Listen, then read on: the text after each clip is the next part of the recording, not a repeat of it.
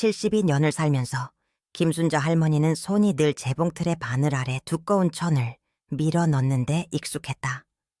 50년 넘게 밤잠을 설쳐가며 모은 돈으로 산 이 작은 아파트. 이것이 아들 민회에게 물려줄 전부였다. 순자에게는 큰 욕심이 없었다. 그저 평화와 가족의 따뜻함만 있으면 됐다. 아들 민호는 착했지만 영맹했다. 집안의 무게는 며느리 지수 45의 어깨에 놓여 있었다. 지수가 김치찌개를 끓이고 밥을 지었다. 시간표를 짜고 시어머니의 건강을 챙긴다고 했다. 하지만 요즘 순자의 평화는 짙은 안개 속에 갇히는 기분이었다. 건강 문제는 아주 사소하게 시작됐다. 벌떡 일어설 때면 머리가 핑 도는 정도. 물 한 잔 마시면 괜찮아질 거라고 생각했다. 하지만 증상은 곧 밤마다 심장을 두드리는 북소리처럼 커졌다. 머리가 지끈거리고 바느질이라도 하려고 하면 손이 너무 떨려서 바늘이 목표를 벗어났다. 황소처럼 튼튼했던 순자는 이제 젖은 종이처럼 느껴졌다. 어머니, 또 아프다고 하세요. 지수가 저녁으로 잡채를 내어주며 너무 달콤한 목소리로 말했다. 그냥 연세 때문이에요. 의사 선생님도 혈압이 높다고 하셨잖아요. 된장 너무 많이 드시지 마시고 좋아지실 거예요. 고혈압, 고혈압은 순자 삶의 새로운 그림자였다. 소리 없는 병이 온몸을 비명 지르게 만들었다. 순자는 약을 잘 챙겨 먹으려고 노력했지만 이상한 점을 발견했다. 예전에는 균형 잡혀 있던 지수의 음식이 점점 이상하게 짜졌다. 국은 거의 마시기 힘들 정도였다. 지수야, 오늘 미역국이 너무 세다. 어느 날 밤 순자는 며느리의 기분을 상하게 하지 않으려고 조심스럽게 말했다. 지수가 긴장한 듯 웃었다. 어머, 죄송해요, 어머니. 제가 숟가락을 헷갈렸나 봐요. 요새 요리하느라 손이 너무 피곤해요. 며느리는 야심이 많은 여자였다. 그녀는 민회에게 더 나은 삶을 꿈꾼다는 것을 숨기지 않았다. 순자가 샀을 때는 보잘것없던 땅이 이제 3배로 뛰었다. 그 재산은 며느리 노후의 희망이었고 지수는 순자가 언제나 편안하게 가실지 기다리는 것에 지쳐 있었다. 순자는 배신감의 가시를 느꼈지만 인정하고 싶지 않았다. 지수는 내 가족이야. 내가 민호를 키우는 걸 도왔잖아. 나한테 해를 끼칠 리가 없어. 의심은 가장 아픈 고통이었다. 머리가 터질 것 같은 통증보다 더 심했다. 지수가 처음 자신을 어머니라고 불렀을 때의 눈빛 속 감사를 기억했다. 하지만 순자가 식사할 때마다 상태가 악화되자 의심은 커져갔다. 마지막으로 의사를 방문했을 때 의사는 순자가 약을 먹고 있음에도 불구하고 혈압이 위험할 정도로 높다고 강조했다. 순자는 기진맥진해서 집으로 돌아왔다. 그녀는 무슨 일이 일어나고 있는지 알아내야만 했다. 혈압이 이렇게 위험하게 높은 것은 정상이 아니었다. 자신의 눈이나 입맛을 믿을 수 없었다. 그날 밤 순자는 일찍 잠든 척했다. 지수가 부엌에서 남은 잡채로 저녁 식사를 마무리하는 소리를 들었다. 순자는 조용히 기어서 부엌 문틈으로 엿보았다. 심장이 멈췄다. 고혈압 때문이 아니라 그녀를 덮친 차가운 공포 때문이었다. 지수는 혼자서 냄비 속에 무언가를 젓고 있었다. 그녀는 초조해 보였다. 그때 순자는 보았다. 며느리가 평범한 양념통이 아닌 높은 곳에 보관하던 하얗고 불투명한 통을 꺼냈다. 지수는 그것을 열고 하얗고 반짝이는 물질을 숟가락 가득 퍼서 다음 날 점심이 될 음식 위에 아낌없이 쏟아부었다. 그 후 며느리는 싱크대로 몸을 돌렸다. 부엌 불빛에 비친 그녀의 얼굴은 차갑고 만족스러운 미소를 짓고 있었다. 포식자의 미소였다.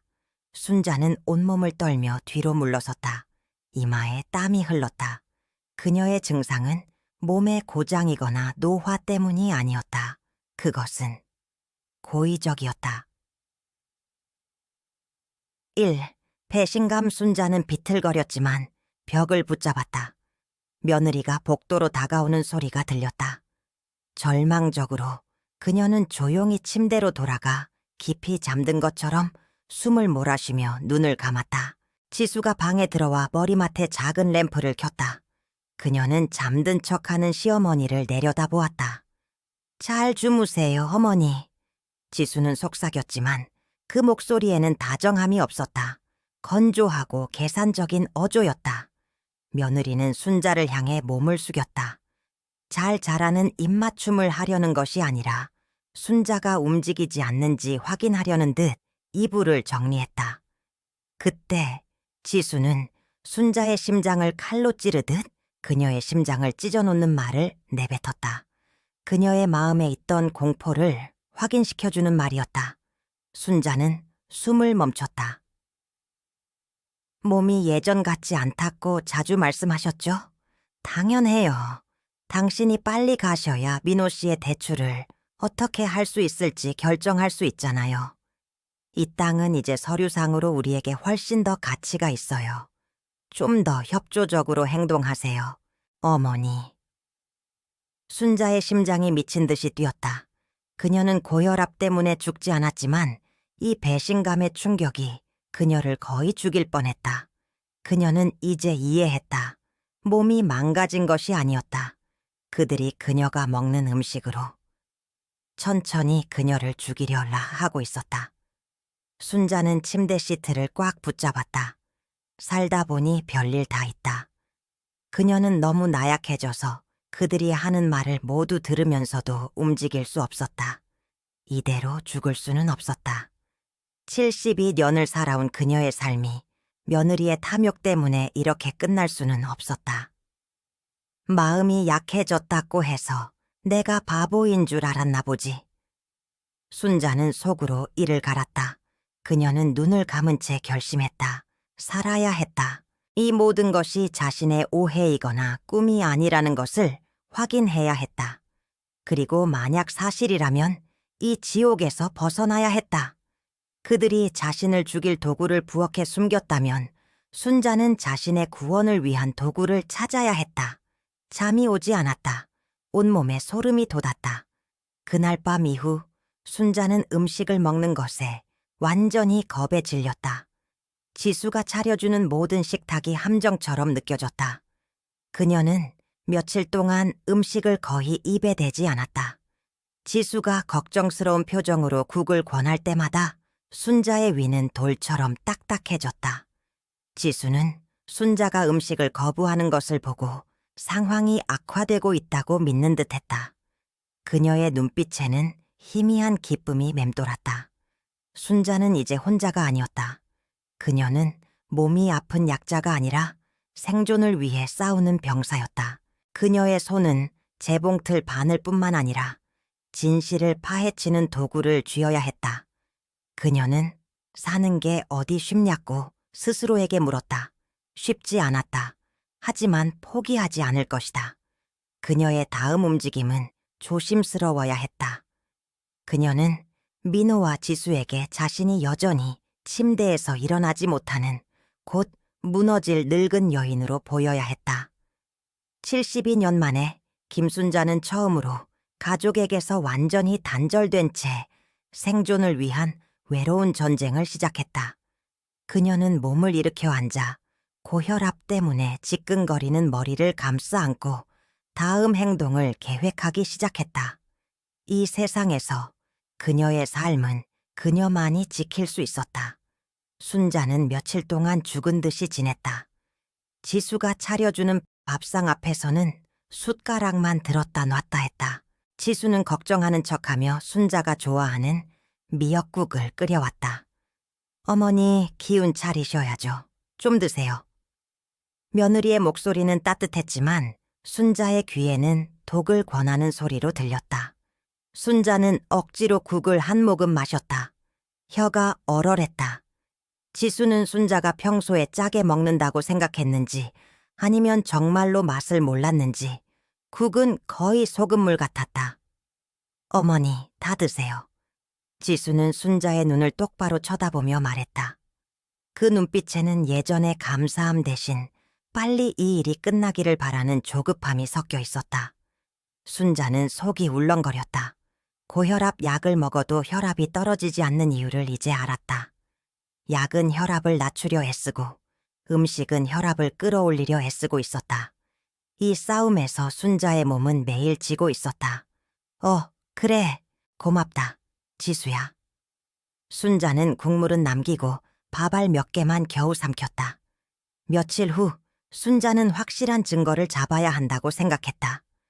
순자는 아들 민호가 출근한 것을 확인하고 지수가 마트에 간 틈을 타서 부엌으로 기어갔다.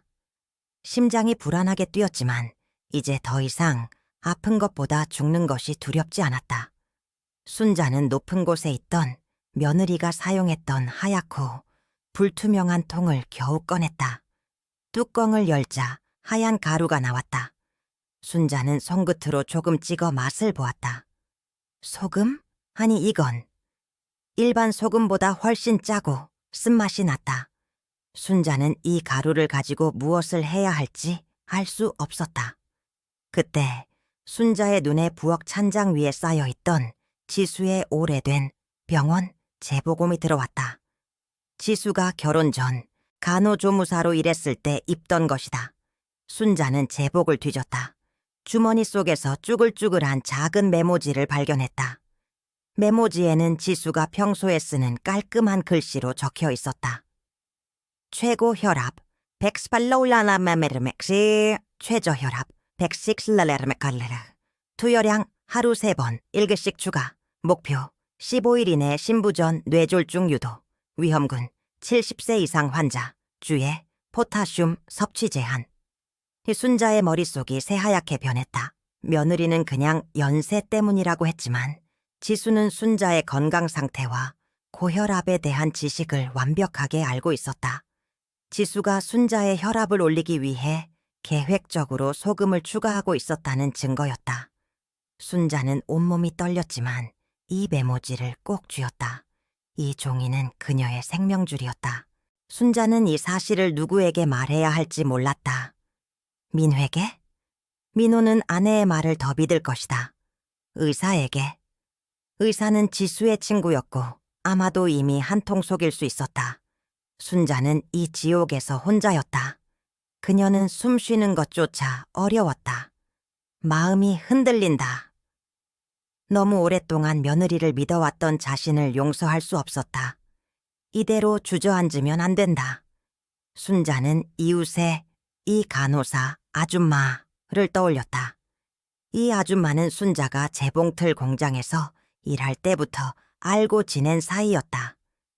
은퇴했지만 여전히 동네 어르신들의 건강을 챙기는 일을 했다. 순자는 지수에게 소화가 안 된다며 며칠간 방 밖으로 나오지 않을 핑계를 댔다. 그리고 다음 날 순자는 지수가 외출한 틈을 타서 몸을 일으켰다. 걷는 것이 마치 돌을 짊어진 것처럼 무거웠지만 그녀는 복수의 의지로 이를 악물었다. 그녀는 이웃집 이 간호사 아줌마의 집으로 향했다. 순자는 이 간호사 아줌마의 집 현관문 앞에서 몇 분 동안 서 있었다. 순자의 얼굴은 땀으로 번들거렸고 손은 떨렸다. 순자 씨, 왜 그래요? 얼굴이 종잇장 같네요. 이 간호사 아줌마 68세, 이웃이자 전직 간호사가 문을 열며 놀라서 물었다. 순자는 겨우 입을 열었다. 아줌마, 나 죽을 뻔했어요. 지수가 나를 죽이려 하고 있어요. 순자는 이 간호사 아줌마의 주방으로 따라 들어갔다. 순자는 떨리는 목소리로 그동안 겪었던 증상들, 병원에서 혈압이 높다고 했던 이야기, 그리고 마지막으로 부엌에서 본 하얀 가루와 며느리가 숨긴 메모에 대해 이야기했다. 이 간호사 아줌마는 침착하게 순자의 이야기를 들었다. 그녀는 순자에게 따뜻한 보리차 한 잔을 건네고 순자의 손을 잡았다. 순자 씨, 진정해요. 정말 끔찍한 일이에요. 그 메모지를 제가 좀 봐도 될까요? 순자는 며느리의 메모지를 보여주었다. 이 간호사 아줌마는 메모를 읽자마자 얼굴이 굳어졌다. 이건 명백한 독극물 투여 계획이에요. 특히 포타슘 섭취 제한이라고 적힌 부분은 중요해요. 포타슘은 소금 나트륨을 몸 밖으로 배출하게 도와주는 성분인데 심부전 환자에게 포타슘을 제한하면 나트륨이 몸에 쌓여서 혈압이 급격히 오르거든요. 지수 씨는 당신이 고혈압 환자에게 위험한 소금만 잔뜩 먹이고 동시에 소금을 빼내는 포타슘 성분까지 막으려고 했군요. 간호조무사 교육을 받을 때 이런 기초 지식은 다 배우거든요. 아주 계획적이에요. 순자는 눈물이 터져 나왔다. 내가 민호를 위해 길러준 며느리인데 어떻게 나한테 이럴 수가 있어요? 이 간호사 아줌마는 순자를 안아주었다. 울지 마요, 순자씨. 사람이란 게 참어 그래요. 탐욕 앞에서는 가족도 없어요. 하지만 당신은 이제 알았잖아요. 아직 늦지 않았어요. 당신은 지금부터 환자가 아니라 생존을 위한 군인이 되어야 해요. 이 간호사 아줌마는 순자에게 조용히 속삭였다. 우리가 할 일은 2가지예요. 첫째, 증거 확보. 둘째, 당신의 몸을 회복시키는 거예요. 당신이 건강해졌다는 것을 지수 씨가 알면 안 돼요. 계속 약해 보이는 척해야 해요. 이 간호사 아줌마는 순자의 팔을 잡고 조용히 순자의 혈압을 쟀다. 벨칠라, 오아렉스 모셈레메치게 위험한 수치였다. 이 상태로는 안 돼요. 매일 밤 지수 씨가 주는 국물 음식은 피하세요. 그리고 제가 당신을 살릴 수 있는 가장 빠른 방법을 알려줄게요. 당신은 당신의 몸을 스스로 고쳐야 해요. 이 간호사 아줌마는 순자를 부엌으로 데려갔다. 당신의 심장이 지금 북처럼 뛰고 있잖아요. 혈압이 높으면 심장이 펌프질을 미친 듯이 해서 그래요. 이걸 진정시켜야 해요. 지금 당장 당신의 혈압을 발라연 미안 정도 낮추는 아주 간단한 방법이 있어요. 뭔데요? 순자가 숨을 멈추고 물었다. 호흡법이에요. 이름은 사각호흡이라고 부릅시다. 4번 들이마시고 4번 멈추고 4번 내쉬고 4번 쉬는 거예요. 이걸 2분 동안만 해보세요. 이 간호사 아줌마는 시계를 켜고 순자에게 지시했다. 순자는 눈을 감고 시키는 대로 했다. 1. 숨을 코로 4초 동안 천천히 들이마신다. 1, 2, 3, 4. 2. 숨을 4초 동안 멈춘다. 1, 2, 3, 4. 3. 숨을 입으로 4초 동안 천천히 내쉰다. 1, 2, 3, 4. 4. 숨을 4초 동안 멈춘다. 1, 2, 3, 4. 순자는 이 간호사 아줌마가 시키는 대로 정확히 2분 동안 호흡을 반복했다. 처음에는 심장이 너무 뛰어서 집중하기 힘들었지만 곧 몸이 진정되는 것을 느꼈다. 숨이 편안해지고 머리가 맑아지는 것 같았다. 이 간호사 아줌마가 다시 순자의 혈압을 쟀다. 157, 7, 8, 소에메메케차. 순자는 눈이 휘둥그레졌다. 이게 정말이에요. 나 스스로 혈압을 낮춘 거예요. 네, 당신은 지금 스스로 1플로르 맥서를 낮춘 거예요. 약물 없이 당신의 심장과 뇌를 보호한 거예요. 이걸 매일 하세요. 혈압이 높다고 느껴질 때마다 최소 2분 동안 반복하세요. 그리고 국물 음식은 절대 먹지 마세요. 밥은 드시되 싱거운 반찬만 드세요. 순자는 희망의 빛을 보았다. 그녀는 이제 더 이상 속수무책의 희생자가 아니었다. 그녀에게는 비밀 무기가 생겼다. 순자는 이 간호사 아줌마의 집을 나섰다. 며느리에게 들키지 않기 위해 마치 벽에 달라붙은 그림자처럼 조용히 움직였다. 집에 돌아와 순자는 곧장 침대에 쓰러졌다. 몸은 지쳐 있었지만 정신은 그 어느 때보다 날카로웠다. 그녀는 이제 지수의 계획을 완전히 이해했다. 며느리는 순자를 천천히 죽여서 순자의 땅을 팔아 아들 민호의 7억 원풀에 달하는 대출금을 갚으려 했다. 순자는 민호의 책상 서랍을 조심스럽게 열었다. 거기에는 은행에서 보낸 경고장이 있었다. 대출 만기일로부터 14일 이내 상환하지 않을 시 법적 조치 착수. 순자의 손이 떨렸다. 남은 시간은 단 4일락이었다. 며느리가 왜 그렇게 조급했는지 이제야 알았다. 이 땅은 순자의 생명이었고 며느리에게는 시간과의 싸움이었다. 민호가 이 모든 것을 알고 있었을까? 순자는 그럴 리 없다고 믿고 싶었다. 하지만 민호의 소극적인 태도와 침묵은 순자를 더욱 아프게 했다. 그녀는 눈물을 닦았다. 참고 견뎌야지. 울 시간은 없었다. 4일 안에 그녀는 이 지옥에서 벗어나야 했다. 그녀는 곧바로 증거 수집에 들어갔다. 순자는 옷장 깊숙한 곳에서 10여 년 전 손녀가 가지고 놀던 작은 녹음기를 꺼냈다. 손바닥만 한 크기였다. 순자는 녹음기를 재봉틀 도구 상자 안에 실타래 사이에 교묘하게 숨겼다. 그녀는 지수와 민호의 대화를 녹음하기 시작했다. 며칠 동안 순자는 호흡법으로 자신의 몸을 다스렸다. 매 식사 후 지수가 주는 염분 가득한 음식을 최소한으로 먹은 뒤 화장실로 가서 2분 동안 사각호흡을 반복했다. 그녀의 혈압은 여전히 높았지만 이 간호사 아줌마가 알려준 대로 샤르 수준에서 안정적으로 유지되었다. 그녀는 생명을 유지하는 데 성공했다. 지수는 순자가 계속 아픈 척하는 것을 보고 더욱 안심하는 듯했다. 순자가 음식을 거의 먹지 못하고 힘없이 누워있는 것을 보고 지수는 계획이 성공하고 있다고 확신했다. 어머니, 내일은 중요한 날이에요. 건강하게 잘 주무세요. 지수가 순자의 방에 들어와 머리맡을 정리하며 속삭였다. 이제 더 이상 아프지 않으셔도 돼요. 이제 저희가 이 집에서 편안하게 살 수 있어요. 순자는 죽은 듯이 눈을 감고 있었다. 녹음기는 실타래 사이에서 조용히 빨간불을 깜빡이고 있었다. 며느리의 목소리가 녹음되었다. 내일 아침 10시에 공증인이 올 거예요. 민호 씨가 어머니가 의식이 없다고 설명하면 서류에 지장만 받으면 끝이에요.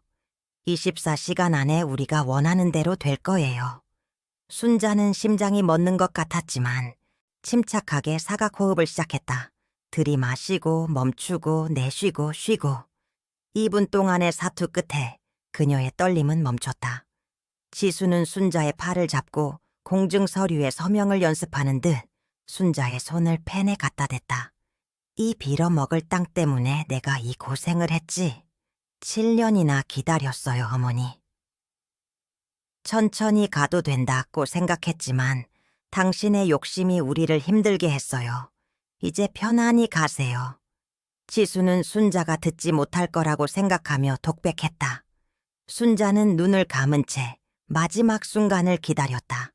지수가 몸을 돌려 방을 나가려 할 때 순자는 결심했다. 내일 아침 10시 이 모든 것을 끝낼 시간이었다. 순자는 침대 시트를 꽉 잡은 채 아주 천천히 조용히 눈을 떴다. 그녀의 눈에는 더 이상 고통이나 두려움이 없었다. 단지 72년 재봉 인생의 바늘처럼 날카로운 결심만 있었다. 순자는 이 간호사 아줌마에게 전화를 걸어 내일 아침 10시에 모든 것을 정리할 것임을 알렸다. 그리고 침대 밑에서 순자는 손녀가 예전에 가지고 놀던 작은 장난감 칼 대신 재봉틀 상자 깊숙한 곳에 숨겨두었던 녹음기를 꺼냈다. 빨간불은 여전히 깜빡이고 있었다. 순자는 조용히 몸을 일으켰다. 침대에서 일어날 힘조차 없었던 늙은 여인은 사라지고 결의에 찬 여인이 그 자리를 차지했다. 그녀는 머리맡에 작은 램프를 켰다. 지수야. 순자는 며느리가 나간 문을 향해 낳고 차가운 목소리로 말했다. 내일 아침 10시에 공증인이 온다고 했지? 내가 갈게. 공증 서류를 들고. 너희들이 원했던 서명은 없을 거야. 너희가 원한 것은 이 땅의 소유권이었지만 내가 너희에게 줄 것은 너희의 배신에 대한 대가뿐이다. 순자는 녹음기를 손에 쥐었다. 녹음기는 지수가 방금 속삭였던 잔혹한 계획을 고스란히 담고 있었다. 순자는 심호흡을 했다. 사각호흡. 들이마시고 멈추고 내쉬고 쉬고. 그녀는 내일 아침 10시에 죽은 듯이 서류에 지장을 찍을 늙은 어머니가 아니었다. 그녀는 증거를 가진 살아남은 생존자였다. 계속하기 전에 당신이 어디에서 보고 있는지 알려주세요. 이 이야기가 얼마나 멀리 전해질지 정말 궁금해요. 다음 날 아침 10시, 서초동의 현대적인 오피스텔 건물 3층, 법률공증사무소의 짙은 나무 책상 앞에 우리가 마주 앉았다. 공증인 박 씨는 중년 남성으로 표정이 굳어 있었다.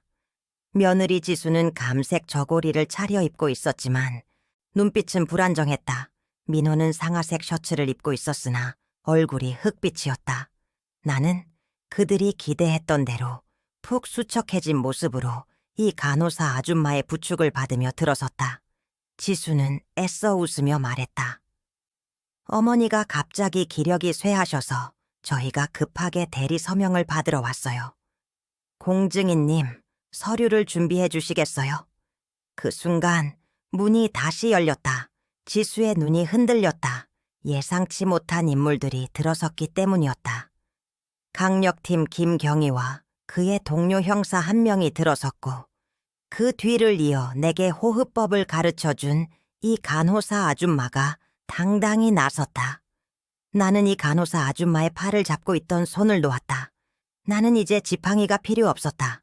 내가 똑바로 허리를 펴고 발을 내딛자 공증사무소의 딱딱한 마루에 구두 굽소리가 울렸다. 지수와 민호는 동시에 얼어붙었다. 그들이 몇 달 동안 병들고 약해졌다고 믿었던 72세의 김순자는 사라지고 없었다. 내 눈빛에는 재봉틀 바늘처럼 날카로운 결심만 남아있었다. 서명할게요, 지수야. 내가 말했다. 목소리는 고요했지만 사무실 전체를 휘감았다. 하지만 네가 원하는 서류가 아닐 거다. 나는 가방에서 꾸깃꾸깃한 은행 서류를 꺼내 민호의 앞에 던졌다. 민호야. 나는 아들을 처음 본 듯 낮게 불렀다. 이게 네가 나에게 숨긴 진실이냐? 이 대출 경고장 7억 원짜리 빚. 네가 이 빚을 갚기 위해 내가 죽기를 바라면서 이 1.2억 원짜리 땅을 팔아치우려고 한 것이냐? 민호는 고개를 떨군 차에 아무 말도 하지 못했다. 지수가 허둥지둥 변명했다. 어머니, 그건 오해세요. 민호 씨는? 지수의 말을 끄는 것은 이 간호사 아줌마였다. 그녀는 탁재 검은색 녹음기와 지수의 간호조무사 메모가 담긴 투명한 봉투를 올려놓았다. 김경희가 녹음기의 재생 버튼을 눌렀다. 어젯밤 내 방에서 속삭이던 지수의 목소리가 사무실에 울려 퍼졌다. 며느리의 차갑고 만족스러운 목소리는 섬뜩하게 들렸다. 이 빌어먹을 땅 때문에 내가 이 고생을 했지. 7년이나 기다렸어요, 어머니. 이제 편안히 가세요. 지수는 입술을 깨물었다. 그녀의 얼굴은 완전히 질려 있었다. 내가 그녀에게 줬던 모든 신뢰가 무너지는 소리가 내 귀에 들리는 듯했다. 이 간호사 아줌마는 봉투를 뜯어 메모지를 꺼냈다. 간호조무사 교육을 받은 지수 씨는 고혈압 환자에게 위험한 소금 투여량을 정확히 알고 있었습니다. 여기 메모를 보세요. 최고 혈압 180, 최저 110, 투여량 하루 3번 1g 추가. 그리고 이 소금의 성분 분석 결과는 일반 소금보다 훨씬 높은 농축 나트륨을 보여줍니다. 지수 씨는 어머니를 천천히 죽여 신부전이나 뇌졸중을 유도하려고 했습니다. 나는 지수의 눈을 똑바로 바라보았다. 내 혈압은 가장 높았을 때 180에 115까지 치솟았다. 며느리, 너는 나를 독살하려 했다는 것을 네 스스로 증명했다. 모든 증거가 산처럼 쌓여 지수를 짓눌렀다. 지수는 완전히 무너졌다. 그녀는 울부짖으며 내 앞에 무릎을 꿇었다. 어머니, 제가 잘못했어요. 용서해 주세요. 민호 씨를 생각하셔야죠. 이 모든 걸 세상에 알리시면 민호 씨 인생도 끝장나요. 가족이잖아요, 예 어머니. 이대로 절 경찰에 넘기실 거예요? 저를 당신의 며느리로 생각하셨잖아요. 지수는 내 한복 자락을 필사적으로 잡았다. 민호는 고개를 들었으나 여전히 나설 용기가 없었다. 나는 지수의 손을 뿌리치고 한 발 뒤로 물러섰다. 내 목소리는 떨리지 않았다. 나는 더 이상 고혈압 환자가 아니었다. 지수야, 나는 그녀가 내 며느리였던 마지막 순간을 향해 말했다. 나는 재봉틀 앞에서 50년을 앉아 내 손으로 번 돈으로 이 땅을 샀다. 너는 7억 원의 빚을 갚기 위해 내게 소금 독을 먹이고 1.2억 원의 땅을 가로채려 했다. 나는 지수의 얼굴을 내려다보았다. 그녀의 탐욕과 공포가 뒤섞여 일그러져 있었다. 네오는 너 스스로 가족임을 포기했다. 내가 널 며느리로 부르지 않기로 결정한 순간은 네가 내 잠든 모습 위로 내 죽음의 가격을 속삭이던 그 밤이다. 내 목소리는 최종 판결이었다. 나는 네가 원하는 대답을 해줄 수 없다. 네가 받아야 할 것은 처벌뿐이다. 네 인생이 끝장나는 것은 네 탐욕이 결정한 것이다. 김경희가 민호와 지수에게 다가섰다. 김지수 씨, 당신은 시어머니에 대한 계획적인 살인 미수 및 사기 혐의로 긴급 체포합니다. 김민호 씨 역시 공범 혐의를 면할 수 없습니다. 지수는 절규했다. 민호는 넋이 나간 사람처럼 형사들에게 이끌려 나갔다. 그들의 비명과 운걸거림이 복도 끝까지 이어지다가 철문이 닫히는 소리와 함께 모든 것이 침묵했다. 공증인 박 씨는 서류에 붉은 인주로 무효 우샤오를 찍었다. 그들이 원했던 모든 것이 한순간에 사라졌다. 지수와 민회에게 내려진 법의 심판은 빠르고 가혹했다. 지수는 고의적인 살인 미수 및 재산 사기 혐의로 12년의 징역형을 선고받았다. 간호조무사 자격증은 즉시 박탈되었고 의료계에서는 영원히 발을 들일 수 없게 되었다. 그녀는 또한 나에게 5억 원의 정신적, 물질적 손해배상금을 지불해야 했다. 아들 민호는 수동적인 공범이었으나 부양 의무를 저버리고 어머니의 목숨을 위험에 빠뜨린 죄가 인정되어 3년의 징역형을 선고받았다. 나는 즉시 민호와의 법적 관계를 정리하는 친족 관계 단절 및 이혼 소송 절차를 밟았다. 그들의 부도덕한 행동이 동네에 알려지자 그들에 대한 사회적 비난은 상상 이상이었다. 70년을 이 동네에서 살아온 나는 이웃들의 지지를 받았지만 민호와 지수는 완전한 사회적 고립에 처해졌다. 그들이 탐냈던 1.2억 원의 땅은 결국 대출금 상환이 아닌 변호사 비용과 벌금, 그리고 내 대한 배상금 지불로 사용되었다. 그들이 원했던 재산은 아무것도 남지 않았다. 지수는 먼 지방 교도소에서 형기를 살고 있으며 민호는 법적으로 내 삶에서 완전히 사라졌다. 1년 6개월이 흘렀다. 74세가 된 나는 이제 아침 5시에 일어나 매일 아침 동네 한 바퀴를 걸었다. 내 몸은 72년 재봉 인생 동안 한 번도 느껴보지 못했던 가벼움과 활력을 되찾았다. 나의 고혈압은 이제 과거의 일이 되었다. 최고 혈압 180에 최저 110까지 치솟던 숫자는 이제 120에 75로 안정되었다. 나는 혈압약 없이 오로지 이 간호사 아줌마가 가르쳐준 사각호흡만으로 내 몸을 통제하고 있다. 몸무게도 10kg 가까이 빠졌고 무엇보다 심장이 안정되었다. 재봉틀을 돌릴 때 떨리던 손은 사라지고 다시 정교한 바느질을 할 수 있게 되었다. 내가 이긴 것은 재판만이 아니었다. 나는 내 몸과의 싸움에서도 이겼다. 나는 5억 원의 배상금을 받아 1.2억 원짜리 땅의 일부를 활용해 순자 할머니의 건강지킴이 교실함을 열었다. 이 간호사 아줌마가 의료 고문을 맡았다. 처음에는 10명 남짓한 동네 어르신들만 왔지만 이제 매주 화요일과 목요일 60명 이상의 어르신들이 모여 사각호흡을 배운다. 들이마시고 멈추고 내쉬고 쉬고 나는 목소리에 힘을 주어 가르쳤다. 심장이 미친 듯이 뛸 때, 혈압이 180까지 올라갔을 때, 약이 없을 때. 2분 동안만 이렇게 해보세요. 여러분의 혈압은 약 18에 10 정도는 스스로 낮출 수 있어요. 내 몸을 내 스스로 지키는 방법을 배우셔야 해요. 자식들이 챙겨주지 않더라도 우리는 스스로 살아야 합니다. 나는 내 경험을 바탕으로 노인들을 대상으로 한 금융사기나 가족학대의 징후를 알아차리는 방법도 가르쳤다.